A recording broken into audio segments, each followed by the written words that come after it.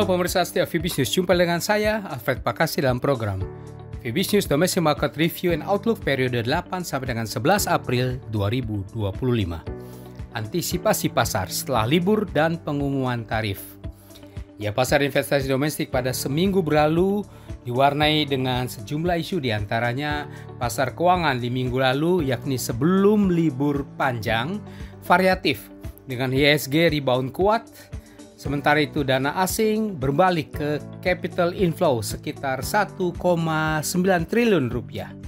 Sentimen global saat ini sekitar reaksi pasar atas tarif timbal balik atau reciprocal tarif Amerika kepada mitra dagangnya termasuk Indonesia yang dikenakan tarif sebesar 32%. Data ekonomi yang diperkirakan pasar pada pekan mendatang adalah rilis inflasi indeks harga konsumen pada Selasa nanti. Untuk minggu berikutnya, isu prospek ekonomi dalam dan luar negeri ini akan kembali mewarnai pergerakan pasar. Seperti apa dinamika pasar hari ini?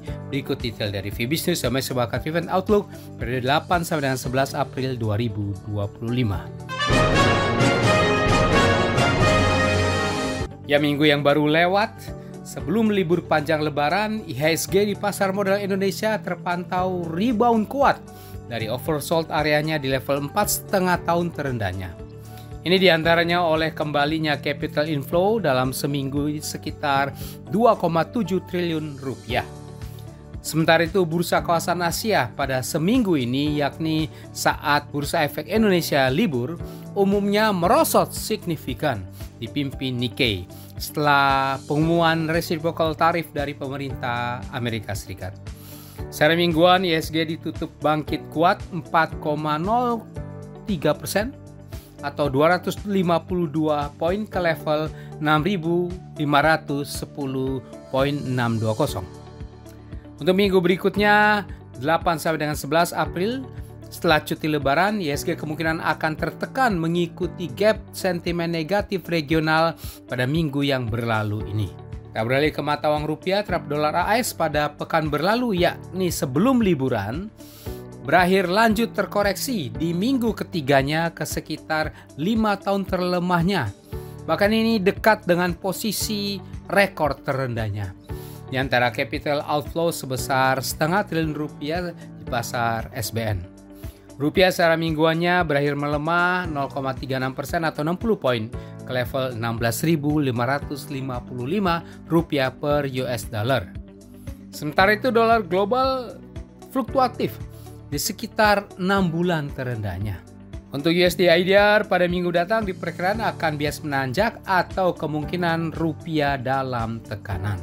Sementara itu harga obligasi rupiah pemerintah Indonesia jangka panjang 10 tahun terpantau naik secara mingguannya. Ini terlihat dari pergerakan merosot turun dari yield obligasi pemerintah dan berakhir ke level 6,964% pada akhir pekan. Ini terjadi di tengah berlanjutnya aksi jual investor asing di pasar SBN. Sementara yield US Treasury terpantau tergelincir secara signifikan. Ya, pemirsa setia Fibis News, Gubernur Bank Indonesia Peri Warjio dan Ketua Dewan Komisioner Otoritas Jasa Keuangan Mahendra Siregar dalam rapat koordinasi antara BI dan OJK pada 24 Maret lalu berkomitmen untuk terus menjaga stabilitas ekonomi dan ketahanan sektor keuangan di tengah ketidakpastian global yang tetap tinggi dalam rangka mendukung pertumbuhan ekonomi yang inklusif dan berkelanjutan.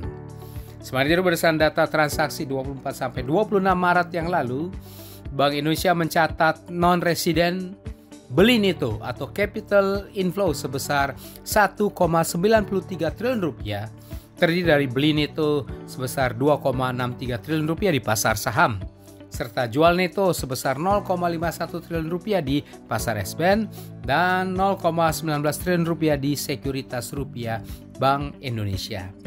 Ya, demikian pemirsa setia Fibis News, kita sudah membahas bersama Fibis News Domestic Market Review Outlook periode 8 sampai dengan 11 April 2025. Saya Alfred Pakasi di sini, mohon diri sejenak. Baiklah semuanya, stay healthy dan salam Fibis.